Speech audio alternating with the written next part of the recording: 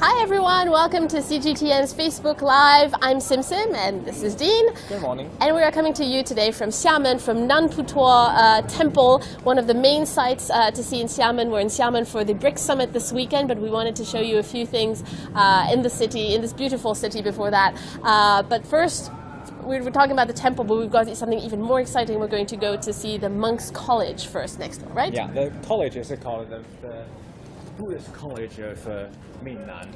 It's one of the leading Buddhist academies in China, and we're going to show you because you may be interested because this is an ancient religion, this ancient philosophy, but what actually the modern monk's life looks like. That is we're going to review to you with a camera today, and because none of us is an expert in this, and we've invited a master to join us to give us an introduction, a little bit tour guide inside this academy. And very few people get to see this. Usually you don't get to go in there, so we're very lucky to get to do this today. Allow me to introduce Wu Yun Fashi, Wu Yun Master.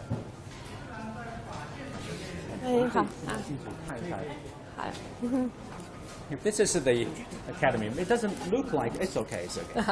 It doesn't look like a conventional university for me. 想问一下，我们的学校现在是在什么时间？现在学生们都在做什么？现在已经是准备要过午斋，就吃午饭的时间。Now it's about lunchtime. I mean, for us, for a ordinary Chinese university student, probably it's too early for lunch. But for the monk students here, they are about to gather together to have their lunch. 我们可以看一看他们。可以，没问题，可以参观。Because they get up very early in the morning, right? Yeah, I mean, now we're going to show you. I mean, this because for practitioners of this religion, for practitioners of Buddhism, they have a different rituals either before they eat or other kind of activities. Okay, here is, I believe, it's a classroom. Yeah, we need to go. This is the classroom. Maybe we can briefly show you the surroundings. And there's a badminton court over there. There's a badminton court. You wouldn't think that. Oh, there we go. Wait. Now we are going to. You can take a quick peek. That's why we're just lowering our voice. You can show inside. Now they're doing a self-study. Okay. This is almost looks like reminds me of my student life. Yeah, exactly. Sometimes I would do that. 楼上还有法师在讲课，可以参观。Oh no, they're having a lecture upstairs. Oh, okay. Oh, fantastic.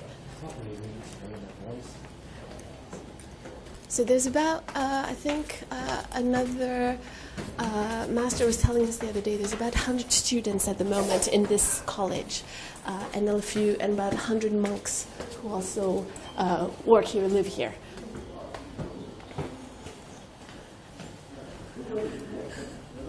Sorry, we're rushing a little bit because they're going to lunch soon, and we want to show you that, and we want to show you as much as possible before that.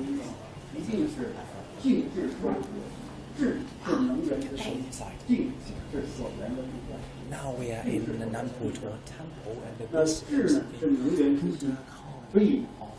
这个净智双觉就是我们黑板上面所列的道论里头讲的这个诠释我们的真实微妙。佛说的真实微妙是什么呢？法无有无之相，性无有无之性。所谓的有无之相。That's the thing that is fantastic here.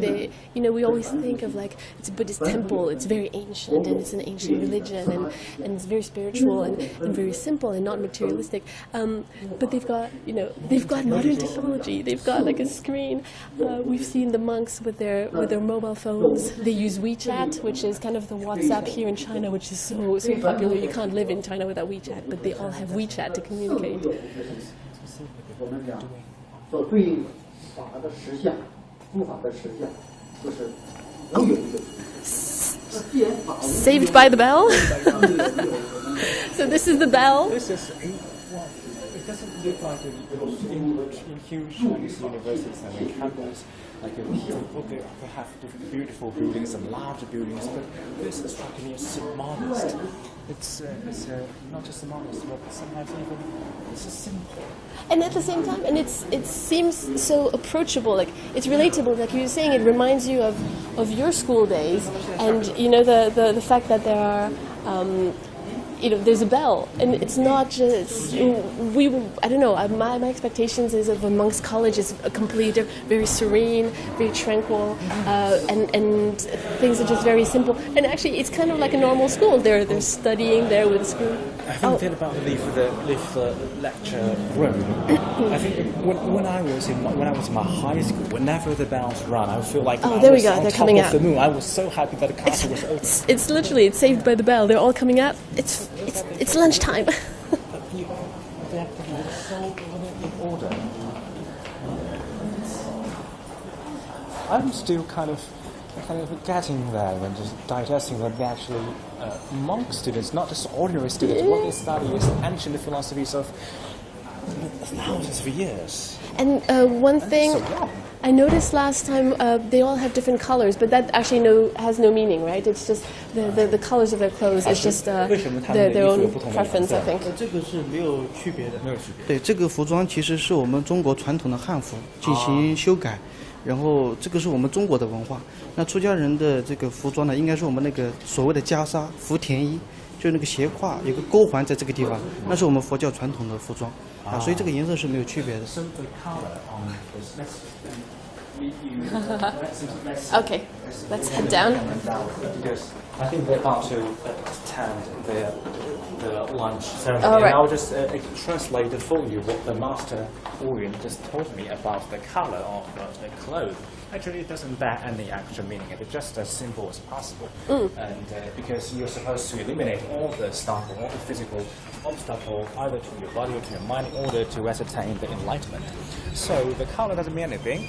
And actually, we can just show. Sorry, we can just show them coming they're coming out. They're going. These are the dorms of the monks, and so they're all sort of running to their rooms and changing before lunch, right? And still, the color of the clothes doesn't have any special meaning. It just to show the simplicity of the style, if I can use that word. And but it is a little bit Chinese style actually. The clothes. And it's kind of a combination of the ancient Indian way of wearing the clothes by the monks, and also a little bit of Chinese, traditional Chinese clothes. And they put them together, and that kind of gives us now what we are looking at now. And So they're you can about see to them attend going- the ritual for lunch. I mean, Right. believe it or not, there's a ritual for lunch. And for I'm sure they're ritual for a lot of things, for yeah. each meal of the day. And Oh, hang on. Are they gathering here? 哦，学生会在这边排班，然后依次过堂去吃。在排班的意思就是站队，集中在一起，集中在一起。The students they will be gathered here, and now you've seen they've put on kind of a brighter clothes of a brighter color, because eating is a very, very important ritual for a monk in a monk's life, and because they need to appreciate not just the food, but in order to contemplate on themselves and thinking of the meaning of their lives and of the days, if they deserve, if they've already kind of accumulate enough merits to deserve the meal, which will be presented in front of them later. Well, let's give a general view. And like we said, behind that's their dorms. This is where they're staying. So this at Nanputuo, the college here, is only men, male monks. And like I said, I think there's about 100 students and 100 monks who work here. Thank you. Oh, okay. About 500 students. Sorry, 500 students. But there's a separate college with like a nuns' college, which is at a different location. So here there are no women. It's just the male monks. 在这个就是我们参众的这个学校里面有多少参众？女性肉会比我们更多，我们496是包含着女众的。Oh, I'm sorry. 一起管理的。In total number, including male students and female students, Okay. there are about 490 students. Okay, and I think what we were reading earlier, altogether, so this college has existed since 1925, and altogether there have been about 3,000 graduates ever since then from this college. So this is actually It's monks who have, I mean, they already have to be monks before they get into this college. So this is for advanced study. It's not laymen who become monks. 我想知道的就是他们平时的这个学习生活是什么样？他们比如早上几点起来？我们早上4点半就要起床，然后我们所有的僧众呢会集中在大雄宝殿进行一个祈福、一个共修的仪式。那么共修完，连吃完早饭差不多就要6点多钟，6点15的样子，然后下来他们可以稍事休息一下。那第一节课8点钟就要开始到佛学这边来上课。Okay, so they have. Oh, what is happening? 现在就是通知大家可以来吃饭。Oh, that signals it's lunchtime. The master just told me, actually, the monk students, they have a very busy morning. They need to get up early, very early in the morning, at 4:30. And they will stay together in the major hall to pray and then consume the breakfast. And after that, they have maybe 他们早饭后会休息多少时间？休息到8点。and then after breakfast, which will end around 6:15, and they will have a rest until 8, which is the time when they have the first lecture of the day. Oh wow! So yeah, basically. 一直要上到现在。中间只休息10分钟。Oh, from 8 they will have the class. Oh, 台湾过来。I'll keep translating. From 8 they will have a class. So from 8 all the way to now, only have a break of 10 minutes. That's a really tight schedule. I don't think I will be able to endure that when I was in college. Also, just think of it. When we have an early shift in Beijing, we start at 7, and they've been up for 2.5 hours. 为什么他们要去上课？因为我们在佛教里面，只有在最清晨、最早上时候，世界是一片干净的，就是世间炊烟还没有升起，就是大众整个环境会比较宁静。那在这个时候可以提起比较一些正念正知，不会那么的浮躁。The reason that they need to get up so early is because in the morning they believe that the environment, the surrounding, and the world is pure. Because the activities of different creators, including humans, including laymen, haven't started yet. And so they can kind of tap into that tranquility, that quietness in the morning to nurture this attitude, these righteous attitudes, and kind of stay in that mood. And how? When does their day end? 那他们基本结束了一天的学习。我们要一直到晚上的他们晚自习，比如说下午是2点钟，一直上课上到4点多，然后进行一个晚殿，就是再去大雄宝殿进行一个共修。那到差不多接近5点钟休息，5点一刻我们进行药食，就是晚饭。那么一直到6点半。休息到6点半，再上晚自习，晚自习一直到8点，8点钟之后就是他们自己在寝室里面，洗漱啊，或者洗衣服啊，做一些功课的一些复习啊。那一直到10点钟，我们是统一关店统一拉闸关店，然后大家统一休息，所以休息比较早。This bit sounds more like in the traditional Chinese, a conventional. A common Chinese university. They will have the afternoon lecture starting from from 2. And 2 p.m. and the lecture lasts for about 2 hours until 4 o'clock, and then they will go to the major hall. Shall we? Oh yeah, let's follow. And look at this. This is a beautiful sight. I mean, it's amazing. The atmosphere here is so calm. And do you want to maybe show the camera? Yeah. And after 4 o'clock, they will go to the major hall to pray again. And after that, that ceremony is followed by dinner. After dinner, they will go back to the lecture room. They go back to the classroom to do with self-studying. Right, and washing their clothes. Washing their own dormitories. But this is a typical sign of the Chinese university, be it a layman university or a university for monks. The university management dormitories, they will shut the electricity. Oh, at 10 o'clock. At around 10 o'clock. 10 o'clock. In my university, Lights out. which was 10 years ago, our the light out time was 11:30, but here it was far earlier. It's like 10. It's far earlier. They're also waking up far earlier. Oh wow, look at this. Now they're walking towards. And you can see there's a lot of visitors. So now we are actually in the main part of the temple. We were in the college before, which is obviously restricted access. But now we're in the wider temple, which we'll take you through later on after the lunch. Oh, when oops, sorry. we hit some our poor cameraman. He has to do all this walking backwards. So so big hand for being able to do this the whole time. So yeah, so we're now in the main part of the temple, which we will take you through later and tell you more about it. But since now is the lunch and we have access to it, so we thought we'll show you this because it's quite a rare sight.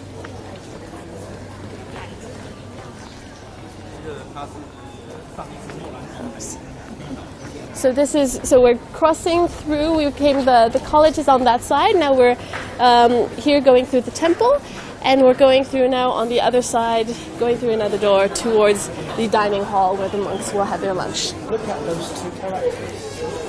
能解释一下它是什么意思？我们现在不是提倡要世界和平吗？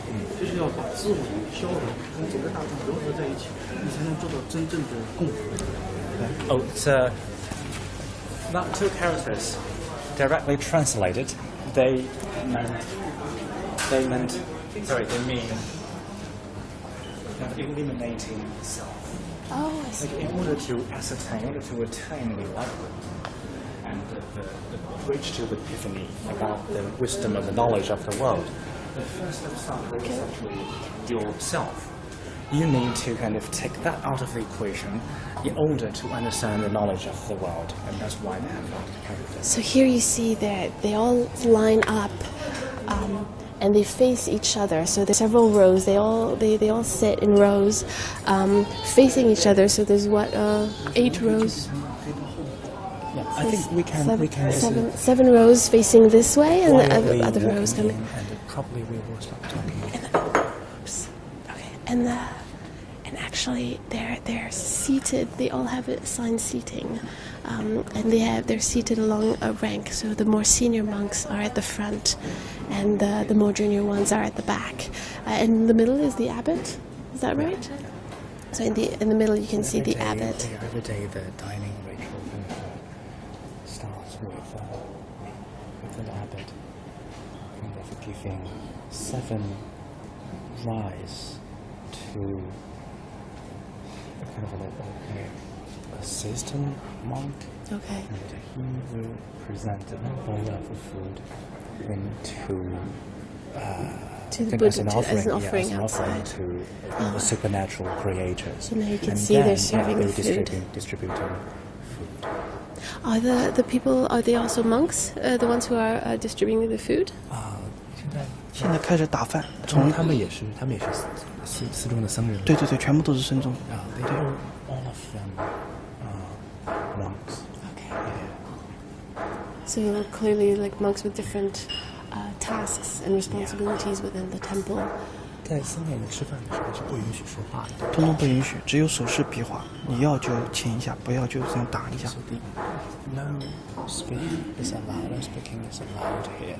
The only thing you can do to signal that you will make some either rice or other dishes, you just gesture it, like doing this. I see. It means please.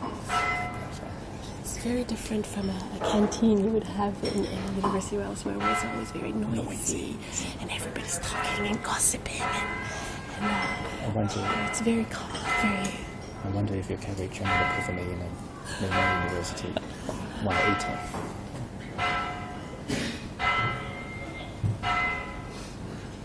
It's really a privilege to see this and to show this to audiences. Yes. Because everyone is entitled to their own beliefs, but sometimes I wonder, maybe in people's life, we need a little bit of ritual kind of to give meaning to different aspects of our lives.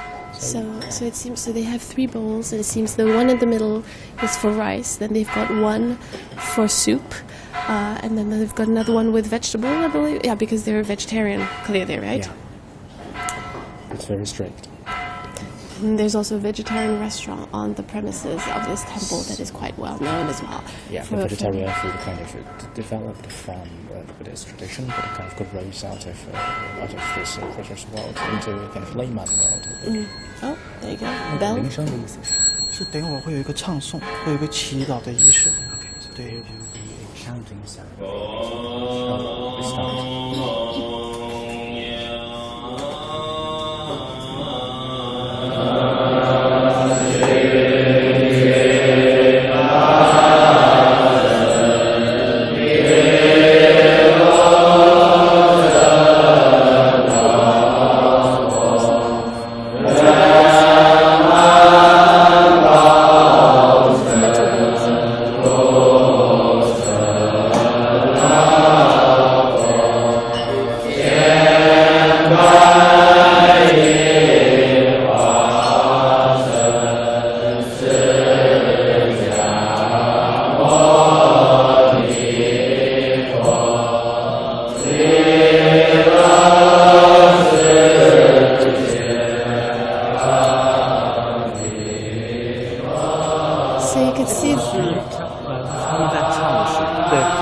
要先供养十方诸佛菩萨，就是我们的一些前辈老师，都是他们的努力，把这个教法让更多人知道。那我们的饮食呢，是靠一些大众供养给我们的，所以我们首先我们要感恩我们的老师，他通过自己的修行悟到了整个宇宙的真相，然后告知给大众，让大众呢来供养我们饮食，让我们能够精进用功办道。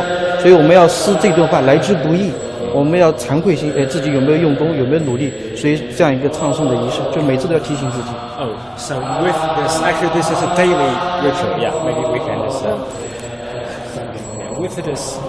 With this daily ritual, actually, the students there, they appreciating first the meal in front of them, of course, because in China, monks actually across the world, the Buddhist monks they don't produce.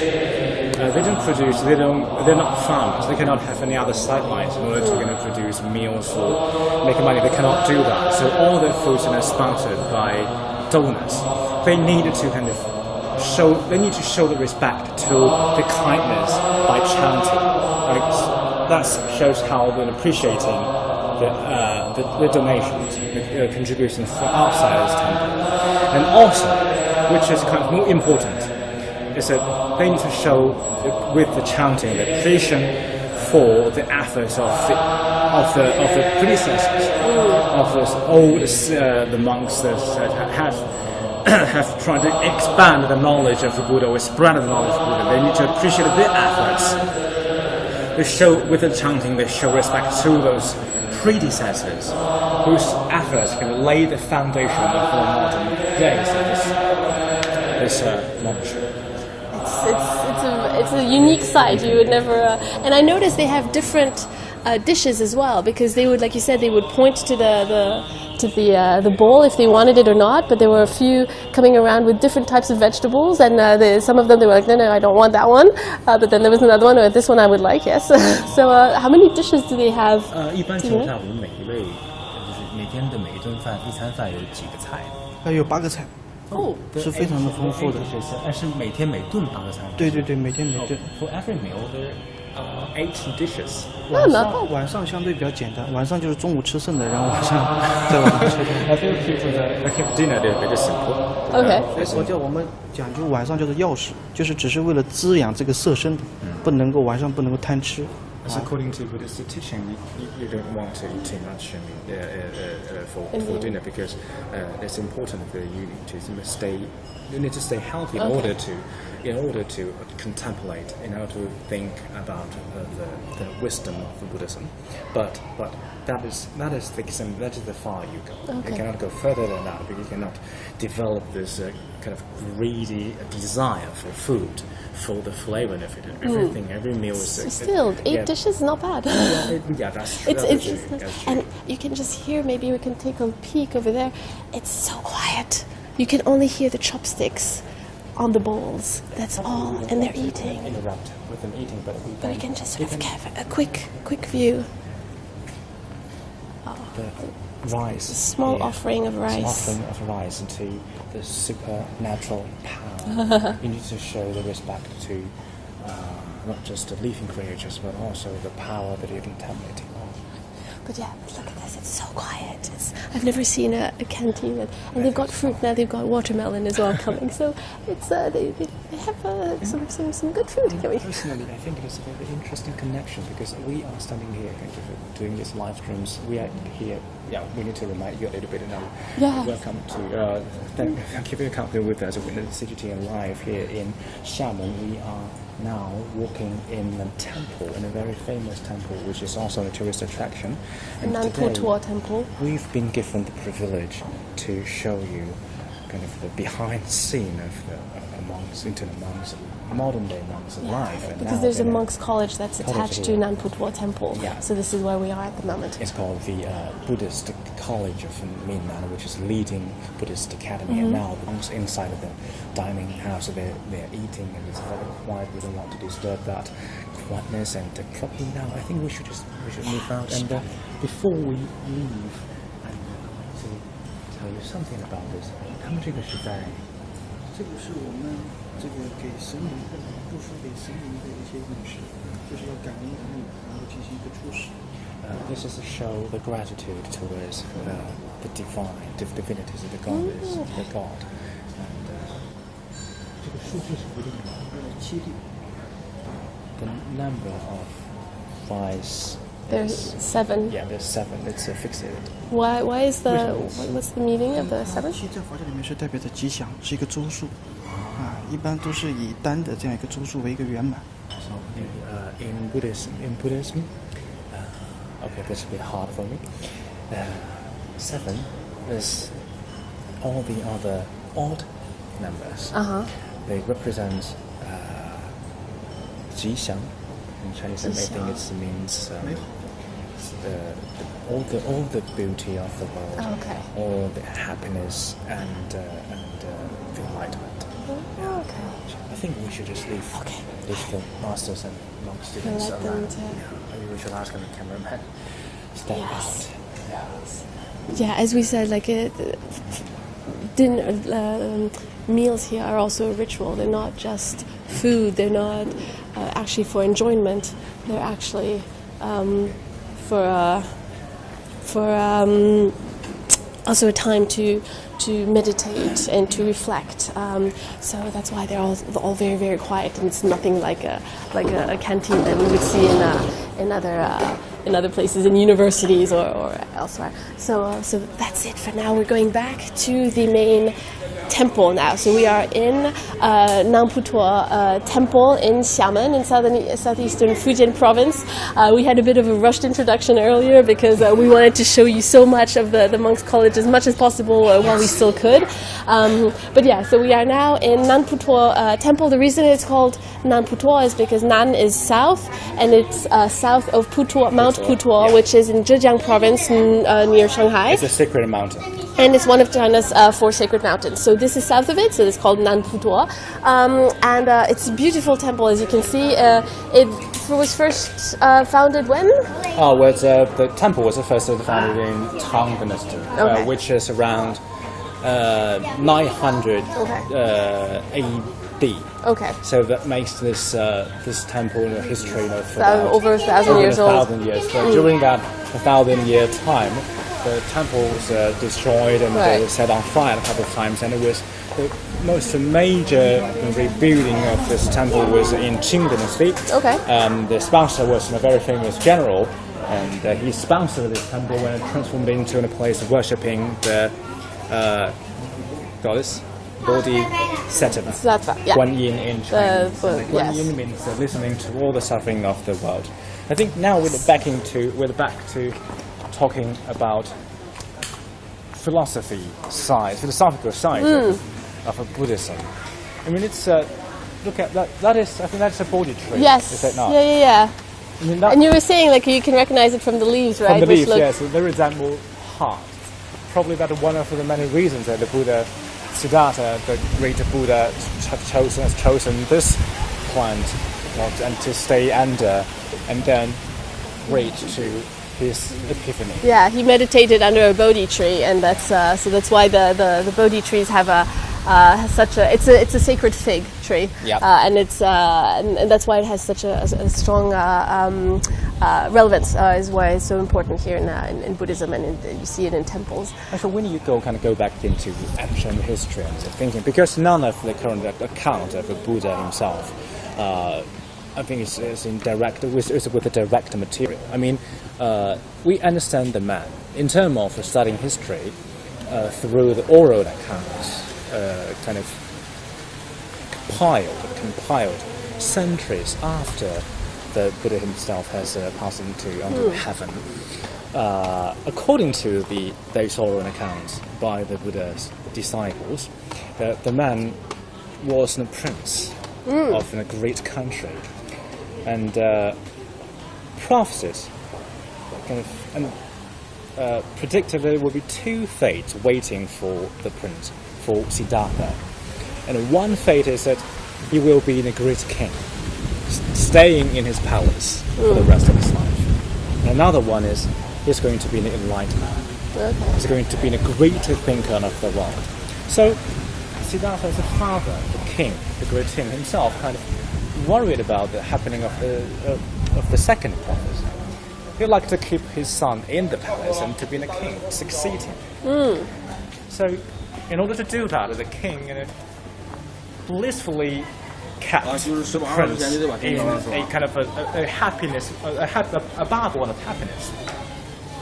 The king clears the street, and he clears the street of all the bad things that you can imagine, so to create an environment, a surrounding of purely happiness for the prince, so that he won't be his mind won't be obsessed with the sufferings of ordinary people. Right.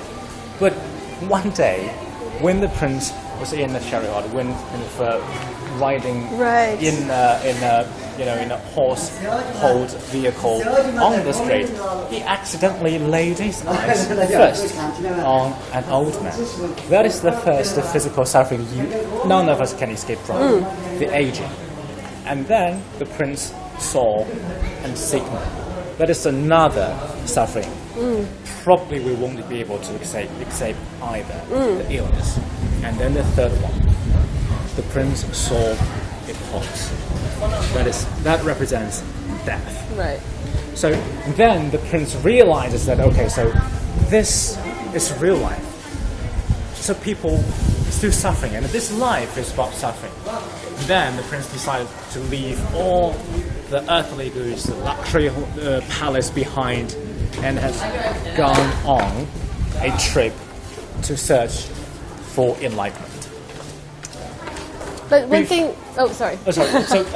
So before Siddhartha, the Buddha, reached his enlightenment, he has tried different methods to do that. The first method is because there's so many predecessors to even the greater Buddha to try to escape this life of suffering. Whether in that time of a Buddha, people believe that suffering is inescapable because this whole life is a circle. You were stuck in that circle, and the only way, there's basically no permanent solution for you to leave that behind, to live in a forever happy life. So, but there are a couple of methods that you can try to kind of reach enlightenment yourself. The first thing that Siddhartha tried before he arrived under that tree was to meditate. And meditating still remains the important method and means for Buddhist believers later on. To try to reach to that pure state of mind in order to contemplate on the final truth of the world. So the Buddha had tried that too. But after a couple of hours meditating, he could reach to this state of mind where he can sense nothing at all but in the pure state of mind and connecting to the knowledge. But after that, a couple of hours, he found himself just comes all the way back to ordinary life, and the suffering remains. Right. And then the Buddha kind of moves on to another method, which is more kind of severe in terms of exerting great pressure on your body, because also schools back then believes that your body is an obstacle to enlightenment. In order to reach to that enlightenment, you need to get rid of the body. But that is where the contradiction comes in. You must have seen it. If you leave this body once and for all, then you have nothing left for you to think. Right. So they find a kind of the middle way to do that. They eat.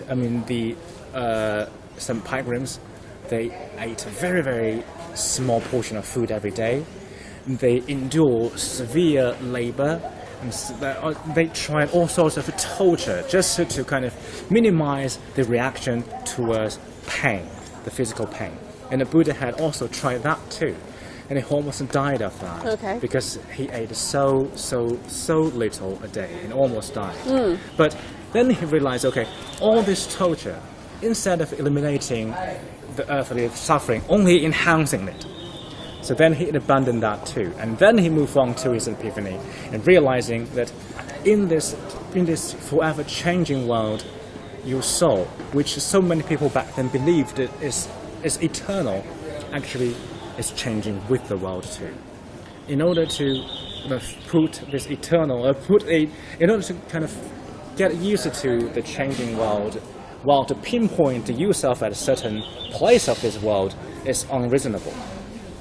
So that's when the Buddha decides, okay, this is time. After I tried all of these things, I should leave them behind and try something new. Very interesting. See, there's a lot of things that maybe you didn't know and I didn't know. And one thing that you did mention Siddhartha and then Bodhisattva and all these terms that obviously are not Chinese. It's all so because Buddhism came from India originally. So it's very interesting that already back in the day, you had these exchanges of culture, of ideas from India coming to China. And to make a little plug towards what we're doing this weekend, we're here for the BRICS Summit, which is Brazil, Russia, India, China, and South Africa, and talking about trade and cooperation and everything, but also cultural exchanges, people-to-people exchanges, and exchanges of ideas and working together. And so I find it very interesting, even back 2,000 years ago, how old is Buddhism? Buddhism is so old. But these ideas already came from India, exactly. One of the BRICS countries, came to China, another BRICS country, and there's all these exchanges already. That is an example of globalization. And globalization doesn't happen today. It doesn't happen today yesterday. That happened a couple of years ago. Exactly. Globalization was and has been with us all through human civilization. Absolutely. And in its initial stage, globalization happened with the spread of great ideas, great religious ideas, and philosophical ideas. And Buddhism is one of those ideas that kind of comes to China from outside of the Middle Kingdom and then brings not just the philosophy, not just the wisdom of a different continent, but also the technologies as well. In order to spread Buddha's teaching in China, you need a good means. You need something to help. You need some technology to help you to do that. And then people find print is a good means to do that. And that not just helps with the development of print in China, but also the literacy in China, because people need to understand, they need to read. And also translation as well. I mean, the first Buddhist scripture was translated into Chinese roughly in the second half of the, in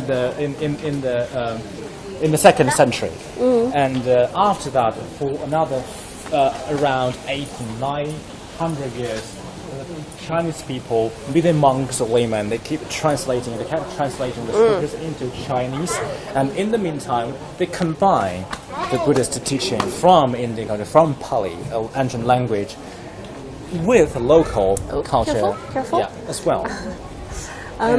That's the most, I think, primitive state of globalization. So here, just very quickly, just to show you, this is, what is this? This is the Bodhisattva, is it? Bodhisattva, yes, the Guan Yin, yes. Yes, and you can see with 48 arms, and each arm is carrying something.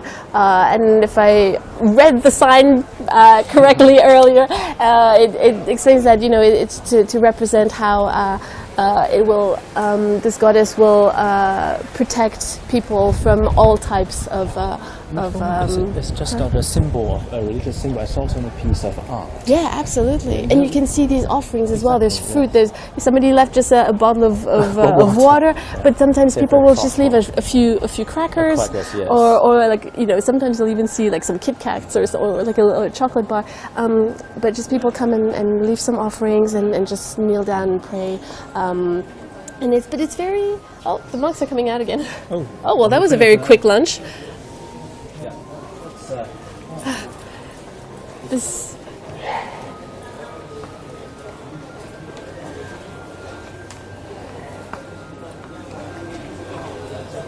So you can see we're in the middle of actually a very developed city. It used to be a very important port city, Xiamen, in southeastern Fujian province. So you see, there's some like really tall buildings around here, and then in the middle of it, you've got this beautiful traditional, like we said, it's actually it's been rebuilt quite a few times, this temple, so it's not all from 700 years ago or something like this, but still there was a temple here for a long time, for hundreds of years, so there's this very interesting mix of modernity and tradition. And you can see there's a lot of people still here coming every day to pay their respects, to offer some prayers, and like we were saying, there's one thing that you might not get when you're watching this on Facebook or on YouTube or on our app or other social media platforms. There's a smell of incense everywhere in the air because people are burning incense outside the dining hall as well, next to the grains of rice. There was also a stick of incense burning. So there's this smell of incense everywhere in the air, and it's particular to all Buddhist temples in China, right? Yeah, I think we've so far we're taking you on about 1 hour tour in the temple, and we're about to end our live stream here today, and this is actually the perfect place to end the live tour here in front of a beautiful and a big hall. Here, I mean, no matter in what manner you approach Buddhism, you approach its philosophy, if you take it as a philosophy or you believe in it as a religion, I think it's completely up to you. It's an individual fact that we cannot ever comment or interfere with. But still, I mean, for us to be here today, I mean, the epiphany comes when we realize, okay, for the ancient wisdom and the philosophy coming all the way from different countries to arrive China, and just imagine how hard that was, because they didn't have a train and they didn't have planes. They didn't have a telephone. They didn't have any smart they didn't have device. Facebook. Yeah. You literally needed to kind of ship the scriptures from basically from the end of the world to another end of the world. And if you lost them, they were lost. You didn't have copies. You didn't have, Exactly. You have to memorize those words in order to write them down when you arrive in a different country. I mean, so much effort has been put into this. We call it a primitive globalization. But still, it's like you said, exactly. It's globalization. We should already appreciate the effort to do that, to help the human civilization to thrive. Maybe this is not the only way for you to approach the universal knowledge, and you have your own decision to make about how you to understand that. But still, we need to stay together. We need to stay connected to the world in order to understand it better. And I was just absolutely amazed to find out so much about the monks' college. I thought I'm not sure if you got this early, but they have a badminton court, which I find is very very cool in their little college. So they're not, it's not a sad, very it is serene life, but it is still, there is a bit of fun also in it. Exactly. And you can see they're very happy, very very smiling, very serene. Friendly, yeah. Exactly, very friendly. They're using mobile phones. Exactly. To stay connected. And they have WeChat, which is the Chinese version of WhatsApp, if you understand, if you know what WhatsApp is. So it's a funny sort of a mixture of both worlds that I find absolutely fascinating. But I think those two worlds, they stay perfectly with each other. Absolutely, and like you were saying, because why do they need to do this? Because they need to stay in touch with society, with the earthly world, with the secular world. I mean, no one is an isolated island. Even for the monks, we used to believe that only kind of live in a simple life in the temples. No, even they would try to connect with the rest of the world. And that's good. We should follow. And they don't completely close themselves off to the outside world. And I think that's very fascinating. With that, we will bring an end to this live tour. Hope you enjoy it. And thank you for your company. Do stay tuned with the CGTN. We will bring you more coverage on BRICS Summit in next following days. Yes, absolutely. Thanks. Bye, guys.